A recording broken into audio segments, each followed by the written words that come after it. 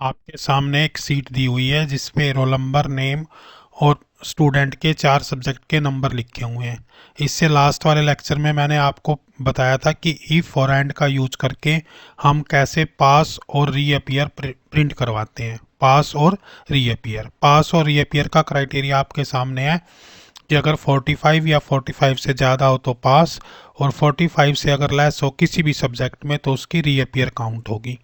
अब हम साथ में ये भी प्रिंट करवाएंगे, जैसा कि मैंने लास्ट लेक्चर में आपको कहा था कि रीअपियर का सब्जेक्ट भी प्रिंट करवाएंगे। मान लो बच्चे की हिंदी में री है तो यहाँ पे लिखा आएगा रीअपियर इन हिंदी, या इंग्लिश में री है तो लिखा आएगा रीअपियर इन इंग्लिश।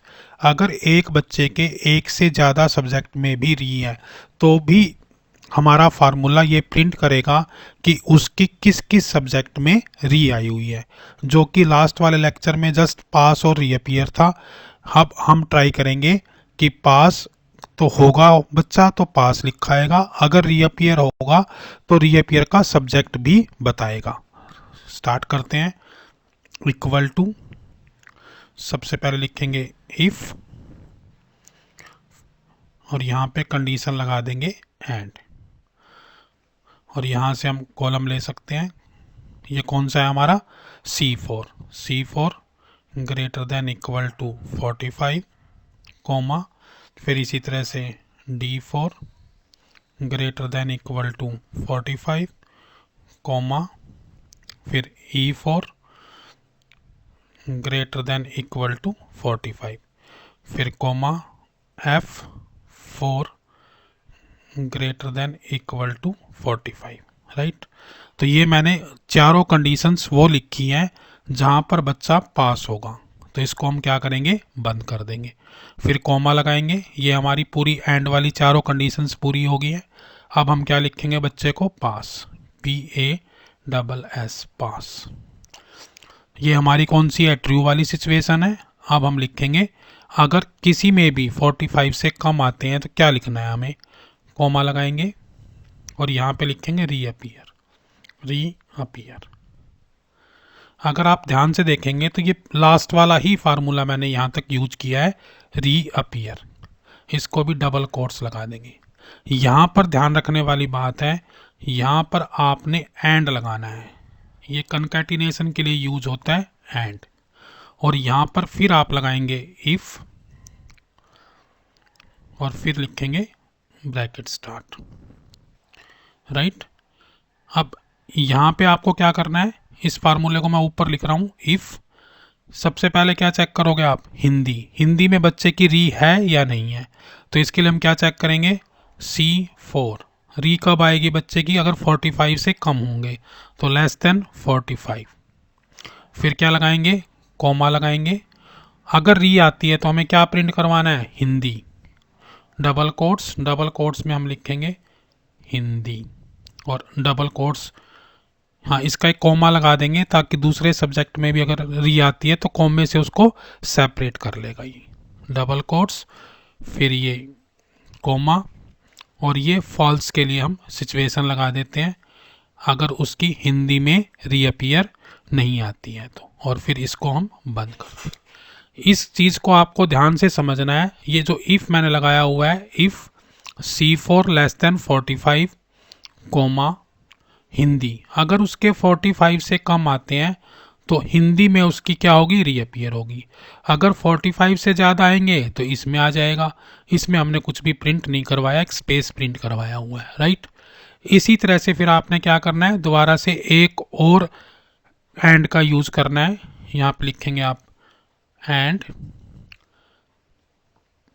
फिर ऊपर लिखेंगे इफ, और दिस वन। अब की बार किसको चेक करोगे, जैसे हिंदी को चेक किया है वैसे ही आपने इंग्लिश को चेक करना है। तो यहाँ पे लिखोगे आप D4 लेस देन 45, कॉमा लगाओगे, और फिर डबल कोट्स में क्या करोगे, इंग्लिश लिख दोगे, ENGLISH।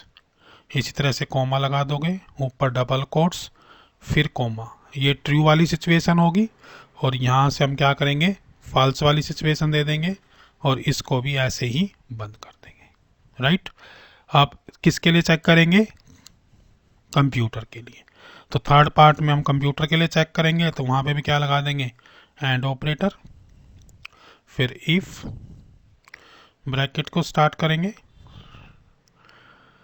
और यहाँ पे क्या लिखेंगे, अब की बार कंप्यूटर में कौन सी कैटेगरी है, E4, तो E4 को चेक करेंगे, E4 लेस देन 45 कोमा, फिर डबल कोट्स लगाएंगे।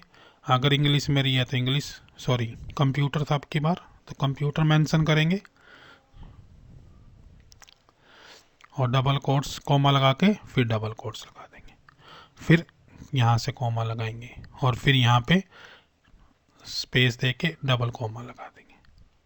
आपको देखो ये वाली चीज़ बिल्कुल क्लियर होनी चाहिए। इफ़ में हम एक कंडीशन चेक कर रहे हैं, उसके दो ऑप्शन होते हैं, एक ट्रू और फॉल्स। तो ट्रू में मैंने कंप्यूटर लिख दिया है और फॉल्स में मैंने खाली छोड़ दिया है, क्योंकि फॉल्स में हमें कुछ लिखना ही नहीं है। और इसी तरह से हम क्या करेंगे, लास्ट वाला ऑप्शन और लगा देंगे, लिखेंगे फिर एंड ऑपरेटर, फिर इफ़ लगाएंगे और अब की बार क्या चेक करेंगे, मैथ की कंडीशन किस में है, यहाँ पे F4 में। तो F4 पे लिखोगे आप, F4 लेस देन 45 कोमा, फिर डबल कोट्स, यहाँ पे लिखेंगे हम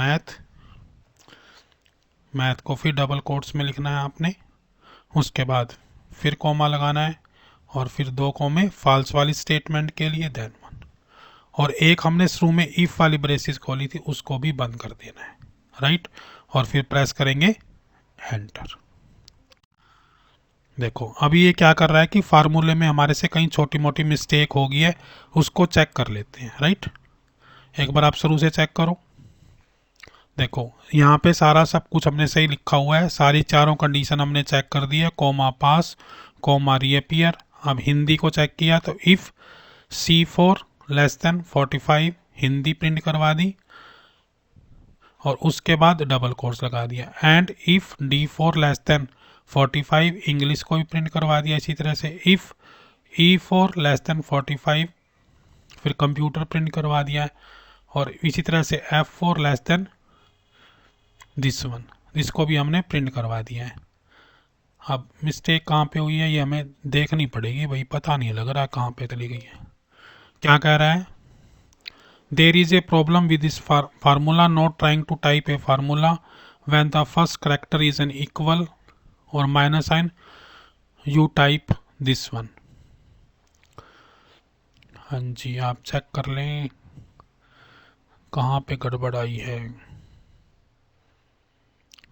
if and C4 greater than equal to 45, D4 greater than equal to 45 pass, फिर कॉमे में रीअपियर। देखो हाँ देखो छोटी सी मिस्टेक है, रीअपियर के स्टार्टिंग में डबल कोट्स लगाना भूल गया हूँ मैं रीअपियर के स्टार्ट में, जबकि हर एक के स्टार्ट में आना चाहिए। फिर हम क्या करेंगे, एंटर प्रेस कर देंगे। Now it's very ready formula. देखो मैंने क्या गलती की थी, जो रीअपियर है ना, रीअपियर जहाँ पे हम फॉल्स वाली सिचुएशन लिखने हैं उसको भी डबल कोट्स में लिखना था, वो डबल कोट्स लिखना मैं भूल गया था, इसलिए मैंने ये डबल कोट्स यहाँ पे लगा दिए हैं। अब इसी फार्मूले को आपने क्या करना है, नीचे तक कॉपी कर देना है, तो this formula will work very fine. अब आप देख सकते हो अगर किसी बच्चे की एक मेरी है तो ये एक को प्रिंट करवा रहा है, किसी की अगर दो मेरी है तो दो में भी प्रिंट करवा रहा है। आप इसको लाइव भी देख सकते हो। मान लो इस बच्चे की देखो दो मेरी है, क्या नाम है, आयुषी, इसकी कंप्यूटर और मैथ में री है। अगर मैं यहाँ से किसी और सब्जेक्ट के नंबर भी इसके चेंज कर देता हूँ, ये आयुषी है, आयुषी के मान लो मैं नंबर चेंज कर देता हूँ यहाँ से और मैंने इसके 23 कर दिए हैं, तो आप अपनी रिजल्ट शीट में देखेंगे। एक बार इस फार्मूले को, हाँ कंप्यूटर में तो उसकी ऑलरेडी री थी इसलिए कोई चेंज नहीं होगा, हमें किसी और सब्जेक्ट में चेंज करने दे, सॉरी। जैसे मान लो मैंने 42 कर दिया इसमें, अब आप देखोगे इसकी रीअपियर किस में आ गई है, इंग्लिश, कंप्यूटर और मैथ में। तो इस तरह से आप इस सीट को प्रिपेयर कर सकते हो कि इफ और एंड का यूज करके आप रीअपियर के सब्जेक्ट्स भी शो कर सकते हो। Thank you.